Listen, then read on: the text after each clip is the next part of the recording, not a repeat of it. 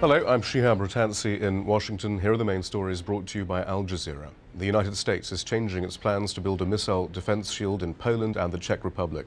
Former US President Bush had pitched the system as protection from a possible attack from Iran. Russia had opposed the plan, saying it could be used against Moscow. Alan Fisher has reaction from Poland. They believe that this decision was almost inevitable after Barack Obama said when he was a candidate that he didn't think the technology really stood up to scrutiny. He didn't think the cost was justified and perhaps there were better ways. So they knew this was coming, but they're still very keen to forge links with America, very keen to have America as a very powerful ally at their back. And Al Jazeera's Ali Reza Ronagi is in Tehran. He says the move has once again brought attention to Iran.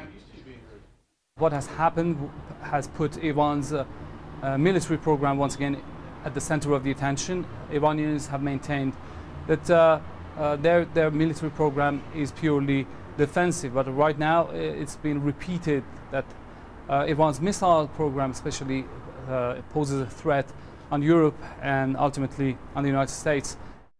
In other news, Indonesian authorities say a mastermind behind major bomb attacks in the country was killed in a shootout in central Java.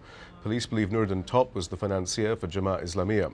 They blame that group for two separate bombings in Bali that killed more than 220 people back in 2002. 10 Afghan civilians and 6 Italian soldiers were killed in a suicide bombing in Afghanistan's capital on Thursday. It was Italy's deadliest day in the country since the war began 8 years ago. And now Prime Minister Silvio Berlusconi says it would be best for international troops to leave the country altogether. Officials in Somalia say 2 suicide bombs at an African Union military base killed at least 16 people. The Islamist al-Shabaab movement, which is trying to topple the Western-backed government, says it is responsible. It says the attacks were in retaliation for the killing of a top al-Qaeda operative, Saleh Ali Saleh Naban. And those are our top stories. You can always keep up to date with the news on our website. That's aljazeera.net/English.